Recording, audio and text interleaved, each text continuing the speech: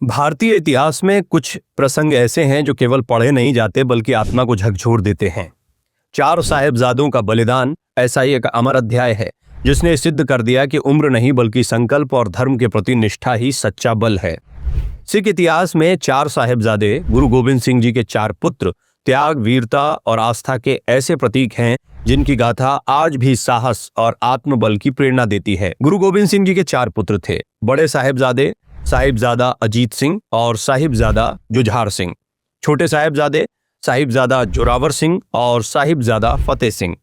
इन चारों का जीवन और बलिदान अलग अलग परिस्थितियों में हुआ, लेकिन उद्देश्य एक ही था, धर्म, सत्य और आत्मसम्मान की रक्षा। 1704 और 1705 के समय मुगल सत्ता द्वारा सिखों पर अत्याचार चरम पर था।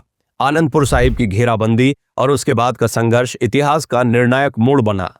इसी काल में चमकौर का युद्ध हुआ, जहां गुरु गोविंद सिंह जी ने मुट्ठी भर सिखों के साथ विशाल मुगल सेना का सामना किया। चमकौर के युद्ध में बड़े साहिबजादों का पराक्रम अद्वितीय था। साहिबजादा अजीत सिंह मात्र 18 वर्ष की आयु में युद्ध भूमि में उतरे। उन्होंने अपने पिता से युद्ध की अनुमति मांगी और शत्रु सेना से लोहा लेते हुए वीर गति को प्राप्त हुए। उनके बाद छोटे भाई साहिबजादा जुझार सिंह, जिनकी आयु केवल 14 वर्ष थी, वो भी रणभूमि में उतरे। उनका साहस ये दर्शाता है कि धर्म की रक्षा के लिए उम्र कभी बाधा नहीं बनती।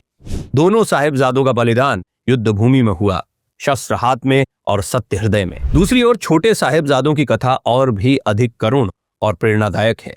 साहिबजादा जोरावर सिंह और साहिबजादा फतेह सिंह अपनी दादी माता गुजरी जी के साथ मुगल अधिकारियों के हाथों पकड़ लिए गए।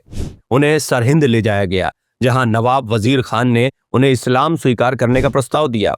उस समय साहिबजादा जोरावर सिंह की आयु लगभग 9 वर्ष और साहिबजादा फतेह सिंह की आयु मात्र 6 वर्ष थी। इतनी कम उम्र में भी दोनों साहिबजादों ने धर्म परिवर्तन से स्पष्ट इनकार कर दिया। उनका उत्तर था कि वे अपने गुरु और अपने धर्म से कभी विमुख नहीं होंगे। परिणाम स्वरूप उन्हें दीवार में जिंदा चुनवा दिया गया। ये इतिहास की उन दुर्लभ घटनाओं में से एक है जहां बच्चों ने मृत्यु को स्वीकार किया लेकिन अपने विश्वास को नहीं छोड़ा। उसी स्थान पर माता गुजरी जी ने भी अपने प्राण त्याग दिए। चार साहिबजादों का यह बलिदान केवल सिख इतिहास तक सीमित नहीं है, यह समूचे भारत के लिए एक नैतिक और आध्यात्मिक विरासत है।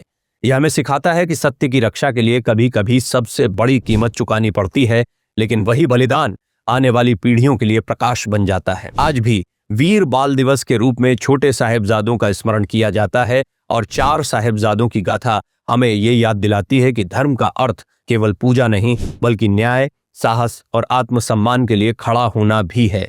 चार साहिबजादे इतिहास के पात्र नहीं बल्कि चेतना के प्रतीक हैं, जो हर युग में अन्याय के विरुद्ध खड़े होने की प्रेरणा देते रहेंगे।